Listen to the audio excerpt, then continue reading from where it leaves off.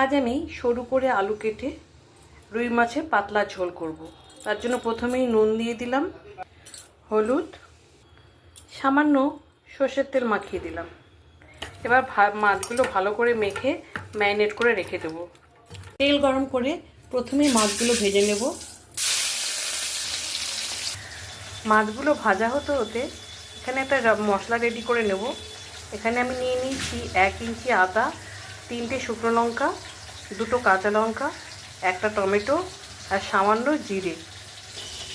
মাছগুলো কিন্তু লাল লাল কড়া করে ভেজে নিয়েছি। ওই তেলেই সামান্য কালো জিরে আর একটা তেজপাতা ফোড়ন দিয়ে দিলাম। একটা ছোট সাইজের পেঁয়াজ কুচি ছেড়ে দিলাম। সরু সরু করে কেটে রাখা আলুগুলো ছেড়ে দিচ্ছি। স্বাদ অনুযায়ী নুন আর হলুদ দিয়ে দিলাম। ঢাকা দিয়ে আলু পেঁয়াজটা ভালো করে ভেজে নেব।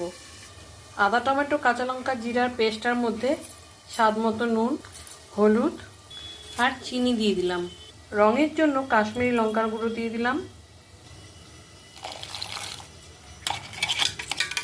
আলু পেঁয়াজটা ভাজা হয়ে গেছে। এবার বেটে রাখা মশলাটা পুরোটা দিয়ে দিলাম। ছোট চামচের 1 চামচ ধনের গুঁড়ো দিয়ে দিলাম। এবার মশলাটা আমি ভালো করে কষিয়ে নেব। মশলাটা ভালোভাবে কষানো হয়ে গেছে।